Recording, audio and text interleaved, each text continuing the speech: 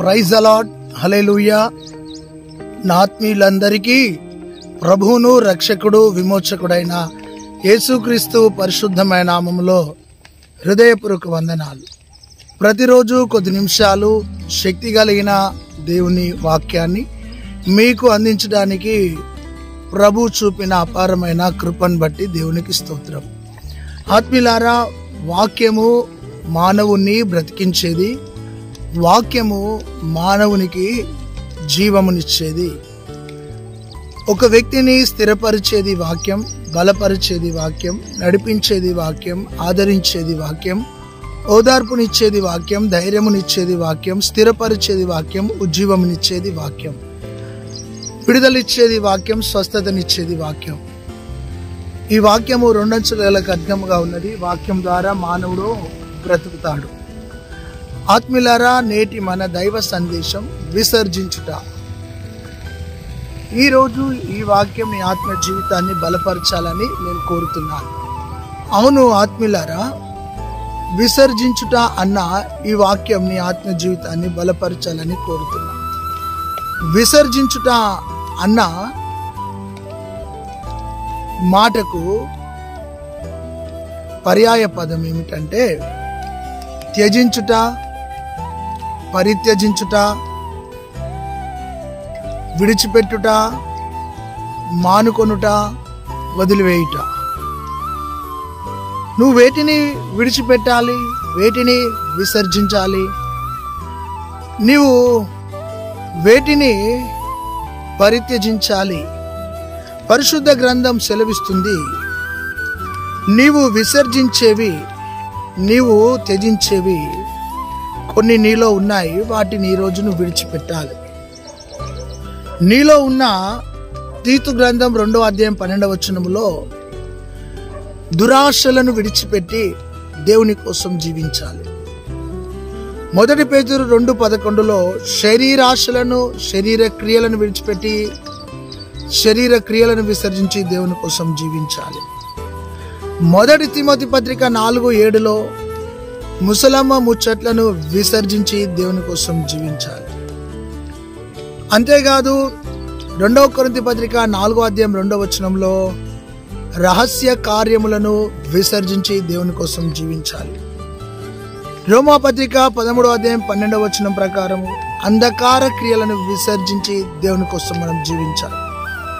యోబు గ్రంథము 2వ అధ్యాయం 3వ వచనంలో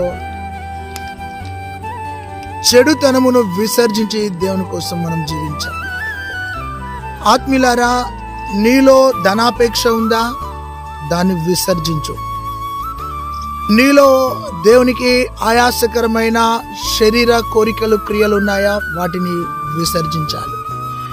ఎప్పుడైతే నీలో ఉన్న లోక ఆశలను, లోక కోరికలను విసర్జిస్తావో దేవుడు నిన్ను నూతన పరచడం, దేవుడు నిన్ను వాడుకోవడం, దేవుని కోసం పాత్రగా మలచబడడం ప్రారంభమవుతుంది.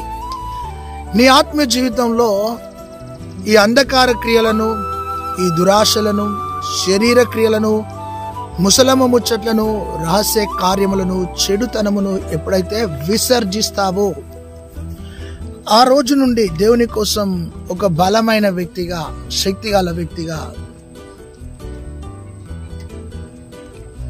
ప్రభు నిన్ను రూపాంతరపరుస్తాడు. నీ ఆత్మీయ జీవితంలో ఎప్పుడైతే దేవునికి ఆయాసకరమైన విడిచిపెడతావో దేవుని యొక్క అభిషేకం, దేవుని యొక్క ఆత్మ నడిపింపు నీలో కలుగుతుంది.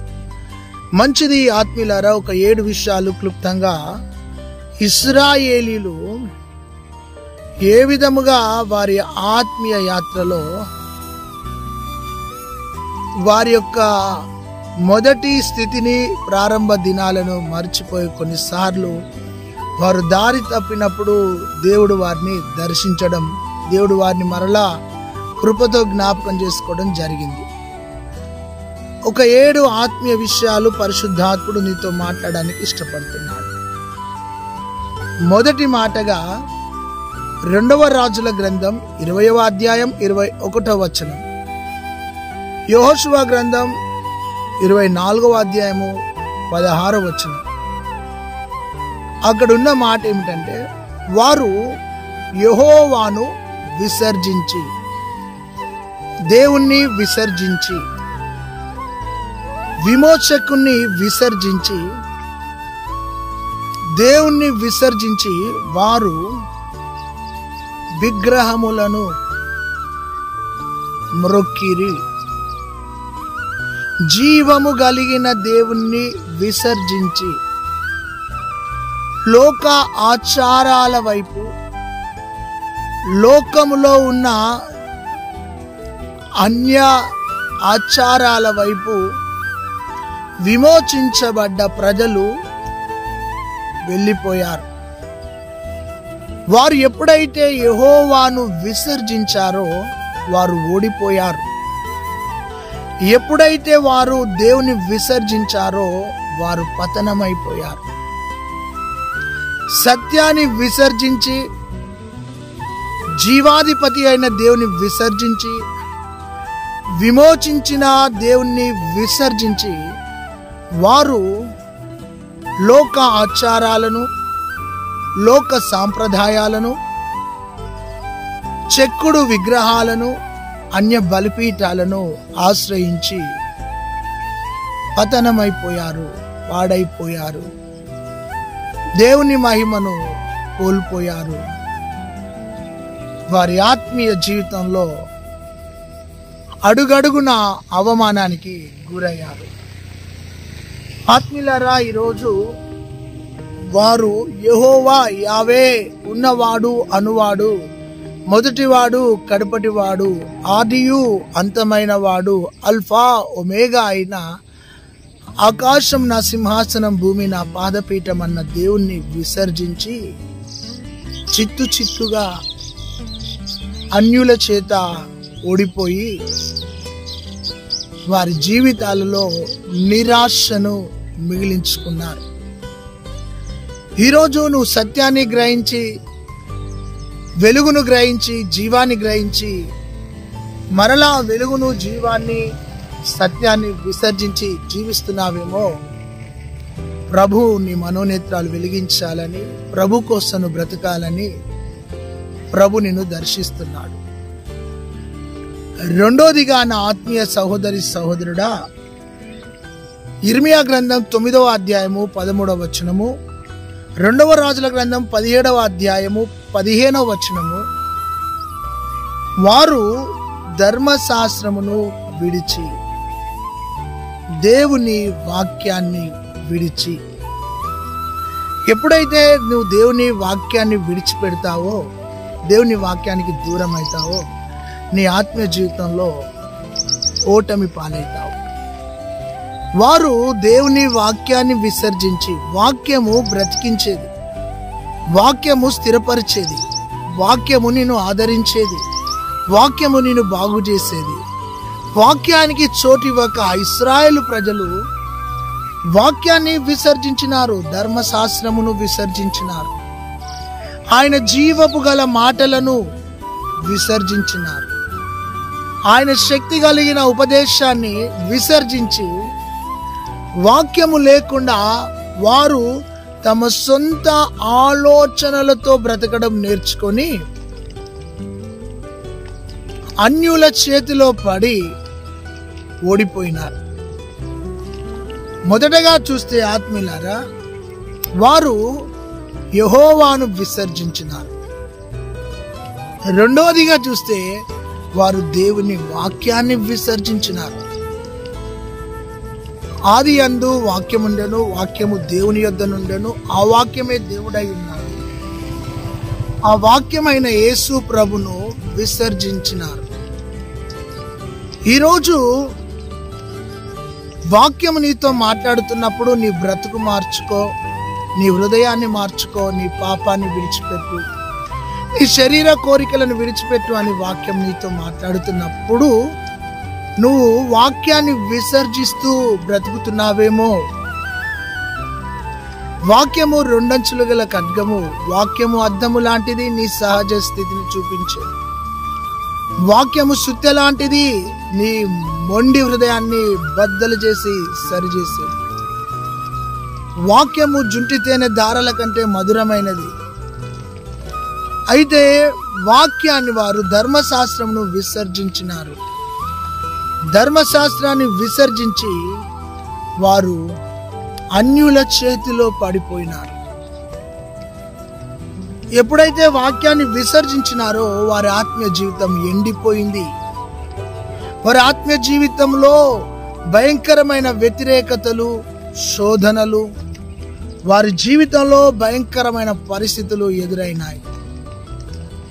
ఒకవేళ దైవజనుడు వాక్యం అందిస్తున్నప్పుడు వాక్యాన్ని విసర్జిస్తున్నావేమో, వాక్యాన్ని తృణీకరిస్తున్నావేమో. వాక్యము నీ మనస్సును శుద్ధి చేసేది. వాక్యము నీ అంతరంగాన్ని శుద్ధి చేసేది. వాక్యము నీ ఆత్మీయ జీవితాన్ని వెలిగించేది. అయితే ఈ రోజున ధర్మశాస్త్రాన్ని విసర్జించిన ఇశ్రాయేలు ప్రజలు ఓడిపోయినట్టుగా నీ ఆత్మీయ జీవితంలో దేవుని వాక్యాన్ని విసర్జిస్తూ బ్రతుకుతున్నావేమో. ఆ వాక్యమే నీ పాదములకు దీపమై ఉన్నది, నీ త్రోవకు వెలుగై ఉన్నది. ఆ వాక్యమే నిన్ను బ్రతికించేదై ఉన్నది. ఆ వాక్యమే బాధలో నెమ్మది కలగజేసేది అయి ఉన్నది. ఆ వాక్యాన్ని నువ్వు ఎన్నడూ విసర్జించకు, త్రోసివేయకు. మూడోదిగా ఆత్మీయులారా, ఇశ్రాయేలు ప్రజలు చేసిన పొరపాటు ఏమిటంటే వారి ఆత్మ జీవితంలో ద్వితీయోపదేశ కాండము 32వ అధ్యాయము 18వ వచనం, 32:18లో నిన్ను కనిన ఆశ్రయదుర్గమైన దేవుణ్ణి విసర్జించి,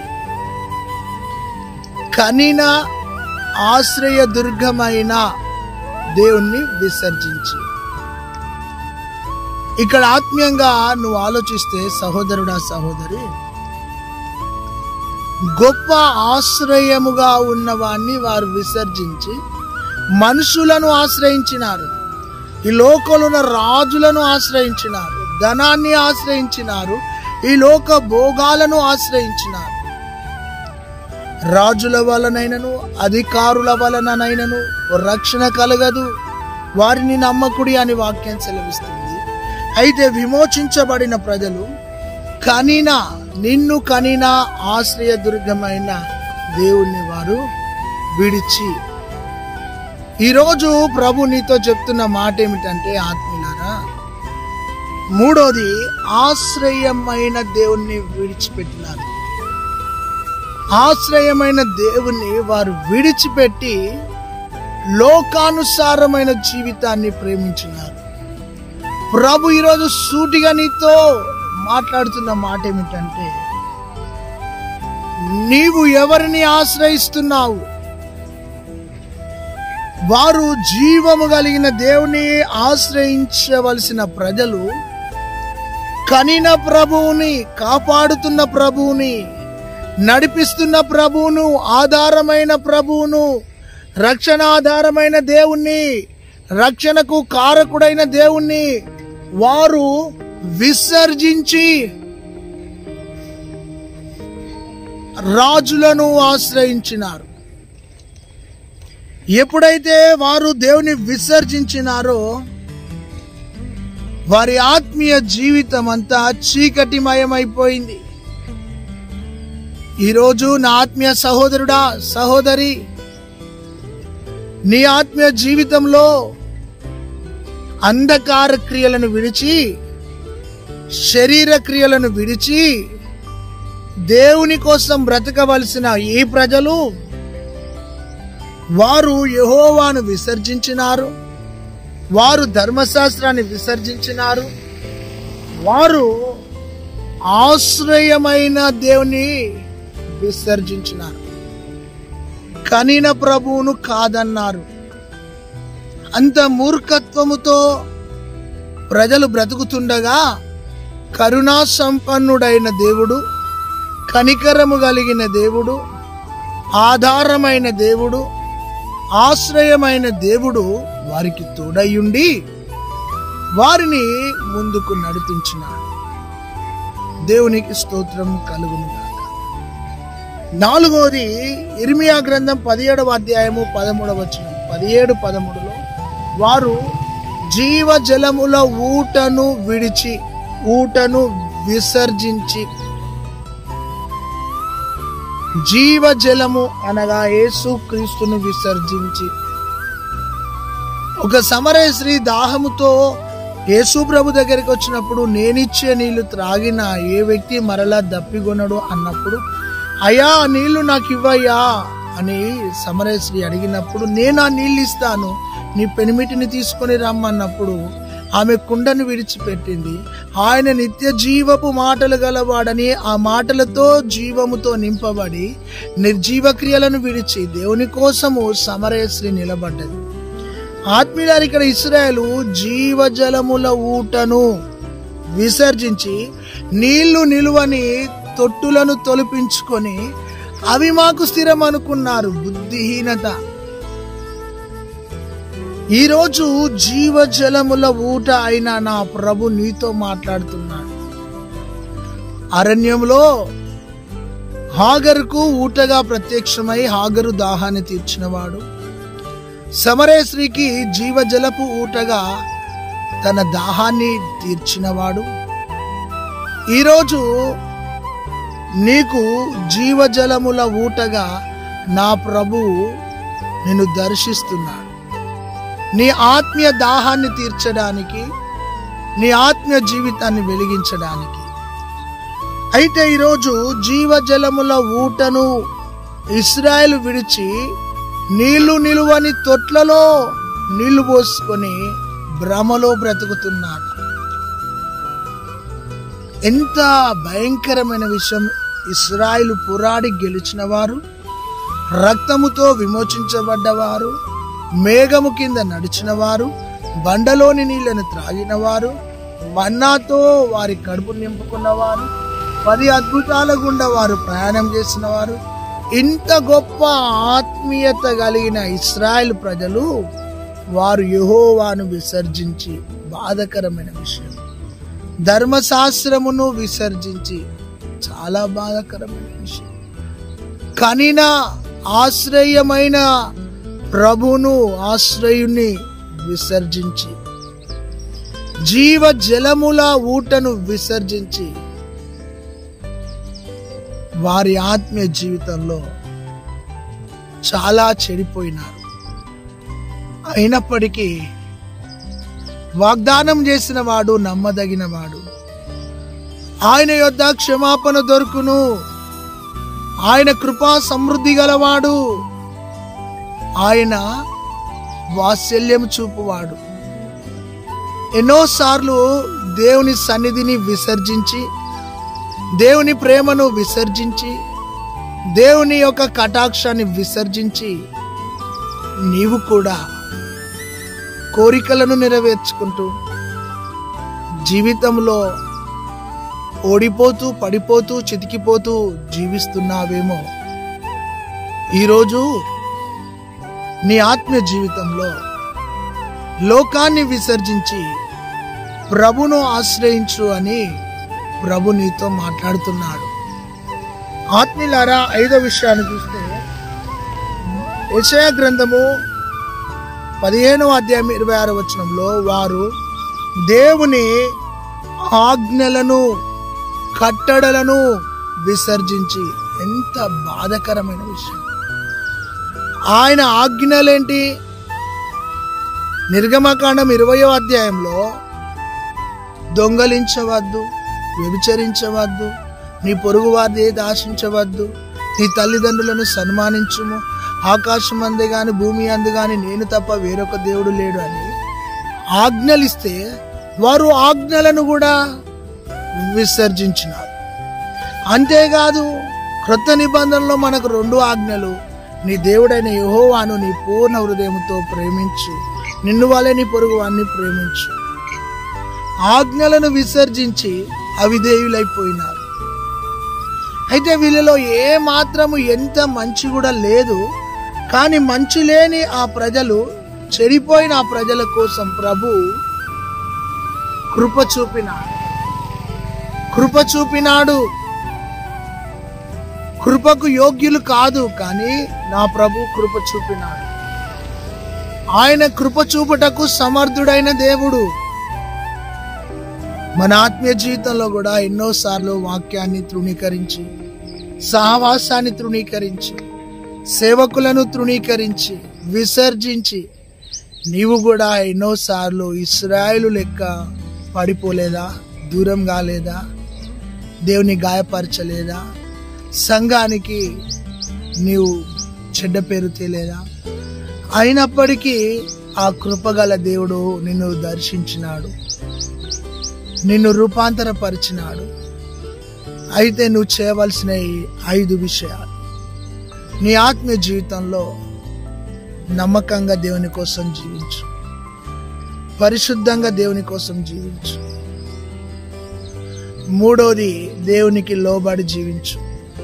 4వది అందరితో ఐక్యతతో జీవించు. 6వది అందరినీ ప్రేమించి, అందరినీ క్షమించి దేవుని చూపించు. అప్పుడు నీ ద్వారా దేవుని నామం ఘనపరచబడుతుంది. అయితే ఇలా దేవుని విసర్జించి, ఆజ్ఞలను విసర్జించినప్పటికీ నా ప్రభు వారిని ప్రేమించినాడు. ఎలాంటి ప్రేమ తెలుసా? శాశ్వతమైన ప్రేమతో నేను నిన్ను ప్రేమించి ఉన్నాను, విడువక నీ ఎడల కృప చూపుతున్నాను. చూడు, నా అరచేతులలో నేను చెక్కుకున్నాను, ముదిమి వరకు ఎత్తుకొని వాడను నేనే. తల్లి తన చంటి బిడ్డను మరచునా మరచుదురేమోగా నేను నిన్ను మరువనని ఎంత చక్కగా వాగ్దానం చేసి ఇశ్రాయేలును విడువలేదు, ఎడబాయలేదు. యెహోవా నీకు నీడగా ఉండును అని వాగ్దానం చేసిన దేవుడు. వారు విసర్జించినా గాని దేవుడు వారిని విసర్జించలేదు. హల్లెలూయా. వారు దేవునికి దూరముగా వెళ్ళిపోయినా గాని నా ప్రభు వారికి సమీపంగా ఉన్నాడు. హల్లెలూయా. ఆయన మనకు సమీప బంధువుగా ఉన్నాడు. ఏ రోజు నీ అతిక్రమాన్ని బట్టి, నీ పాపాన్ని బట్టి, నీలో ఉన్న అవిధేయతను బట్టి నా ప్రభు నిన్ను ఎప్పుడు రిజెక్ట్ చేయలేదు, తృణీకరించలేదు, ద్వేషించలేదు, విసిరివేయలేదు. ఆయన నిన్ను ప్రేమిస్తున్నాడు, ఆయన నిన్ను ప్రేమిస్తున్నాడు, ఆయన నిన్ను ప్రేమిస్తున్నాడు. అది 5వ విషయం. 6వది హోషేయ గ్రంథము 8వ అధ్యాయము 3వ వచనంలో వారు సన్మార్గమును విసర్జించి మంచి మార్గమును వారు విసర్జించి అన్నది. మంచి మార్గము అనేది యేసు ప్రభువే. ఆయన మార్గాన్ని విసర్జించి చెడు మార్గాలలో ప్రయాణం చేసిన ఇశ్రాయేలు ప్రజలు. ఈరోజు ఈ వాక్యాన్ని చూస్తూ వింటున్న నా ఆత్మీయ సహోదరుడా, సహోదరి, 6వది సన్మార్గము, మంచి మార్గము, గొప్ప మార్గము, జీవ మార్గము, సత్య మార్గము అయిన యేసును విసర్జిస్తున్నారు ఈ లోకంలో ఉన్న ప్రజలు. నేనే మార్గము, నేనే సత్యము, నేనే జీవము అని వాగ్దానం చేసిన ఆ మార్గాన్ని వారు విసర్జిస్తున్నారు. నా ద్వారా తప్ప తండ్రి యొద్దకు ఎవరూ వెళ్ళరు అని వాగ్దానం చేసిన నా ప్రభును వారు విసర్జించి. ఈరోజు నా ఆత్మీయ సహోదరి, సహోదరుడా, ప్రభు నీతో మాట్లాడుతున్నాడు. ఏమని మాట్లాడుతున్నాడు అంటే, మంచి మార్గాన్ని విసర్జించి చెడ్డ మార్గంలో ప్రయాణం చేస్తున్నావు. మంచి మార్గాన్ని విసర్జించి దుర్మార్గంలో ప్రయాణం చేస్తున్నావు. అయితే ఈరోజు నా ప్రభు నీతో మాట్లాడుతున్న గొప్ప మాట ఏంటంటే, జీవ మార్గంలో నువ్వు బ్రతకాలని, జీవ మార్గంలో నువ్వు జీవించాలని నా ప్రభు నిన్ను దర్శిస్తుండగా నీవెందుకు సన్మార్గాన్ని విడిచిపెట్టి తిరుగుతున్నావు, విసర్జించి తిరుగుతున్నావు? భక్తిహీనుని మార్గము వానికి త్రోవ చూపును గాని అది చివరికి మరణమే. మరణమే. నువ్వు నడిచే మార్గంలో మరణముంది, లోకముంది, పాపముంది, శాపముంది, కోరికలున్నాయి, ఆశలున్నాయి. ఆ మార్గంలో వెళ్ళి నీ ఆత్మీయ జీవితాన్ని పతనం చేసుకోకు. నువ్వు వెళుతున్న మార్గంలో ఎన్నో ఆకర్షించే విషయాలు నీ కళ్ళను, నీ హృదయాన్ని పాడు చేస్తున్నప్పుడు నీ మనస్సును మార్చుకొని సన్మార్గము, మంచి మార్గమైన యేసు మార్గంలో నీవు నీ కుటుంబం బ్రతకాలని కోరుతున్నాను. చివరిగా నా ఆత్మీయ సహోదరి, సహోదరుడా, 1 తిమోతి పత్రిక 6వ అధ్యాయము 10వ వచనంలో దైవజనుడా వీటిని విసర్జించి, ఏంటిది అంటే ధనాపేక్షను విసర్జించుట, ధనము సమస్త కీడులకు మూలం. ధనము ద్వారా కుటుంబాలలో సమాధానం కోల్పోతారు, కుటుంబాలలో బాంధవ్యాన్ని కోల్పోతారు. ధనము ద్వారా ఒక వ్యక్తి పాపంలో పడిపోతాడు. ధనము లేనంతసేపు దీనంగా ఉంటాడు. ధనం కనపడిన తరువాత, ధనము నీ చేతికి వచ్చిన తరువాత దేవుణ్ణి విడిచి ధనముతో ఇష్టానుసారంగా జీవిస్తూ పతనమైన భక్తులు ఎందరో ఉన్నారు. ఈరోజు దైవజనుడా, యుద్ధ సన్నద్ధుడవై వాటిని విసర్జించు, వెనుకకు లాగే వాటిని విసర్జించు. నిన్ను వెనుకకు ఏది లాగుతుంది? ఏదైతే లాగుతుందో దాన్ని విసర్జించు. వైన్, మద్యమా, విసర్జించు.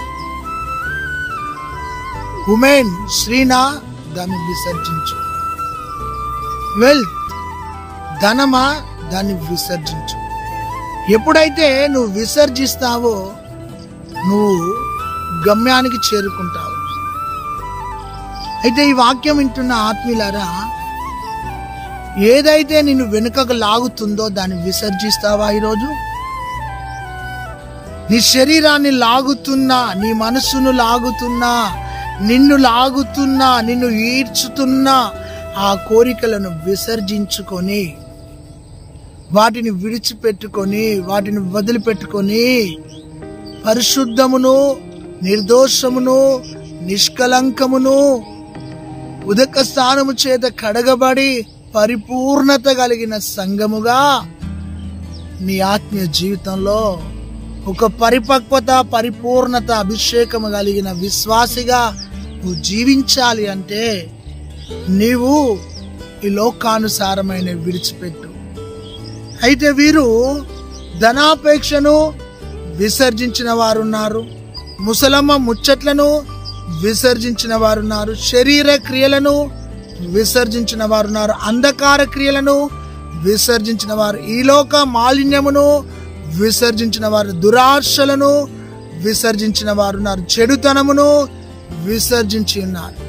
కానీ ఇశ్రాయేలీలు ధర్మశాస్త్రాన్ని, జీవజలపు ఊటను, ఆశ్రయదుర్గమైన వాణ్ణి, ఆజ్ఞలను, సన్మార్గమును విసర్జించి వారు ఓడిపోయారు, చితికిపోయారు, పతనమైపోయారు. అయినప్పటికీ నా ప్రభు వారి ఎడల బహుగా వాత్సల్యత చూపి వారిని సమకూర్చి నిబంధనను రద్దుపరచక మరలా వారిని తన సొత్తుగా స్వాస్థ్యముగా చేసుకొనుటకై తండ్రి అయిన దేవుడు ప్రియ కుమారుడైన యేసును ఈ లోకానికి పంపి చెడిపోయిన మానవులను, దేవుని విసర్జించి తిరుగుతున్న మానవుల రక్షణార్థమై ప్రభు అయిన యేసు క్రీస్తుని లోకానికి పంపినాడు. అయితే తెలిసి తెలియక ప్రభును కూడా విసర్జిస్తున్న వారు, ప్రభును హేళన చేస్తున్న వారు, ప్రభును తృణీకరిస్తున్న వారు కూడా ఎందరో ఉన్నారు. ప్రభు వాక్యం సెలవిస్తుంది, నీవు శత్రువై ఉండగా ఆయన నిన్ను ప్రేమించినాడు, దూరస్తునిగా ఉండగా నిన్ను ప్రేమించినాడు, నువ్వు భక్తిహీనుడుగా ఉండగా నిన్ను ప్రేమించినాడు, బలహీనుడవై ఉండగా నిన్ను ప్రేమించినాడు. యుక్త కాలమందు యేసు అందరి కోసం తన ప్రాణమును పెట్టినాడు.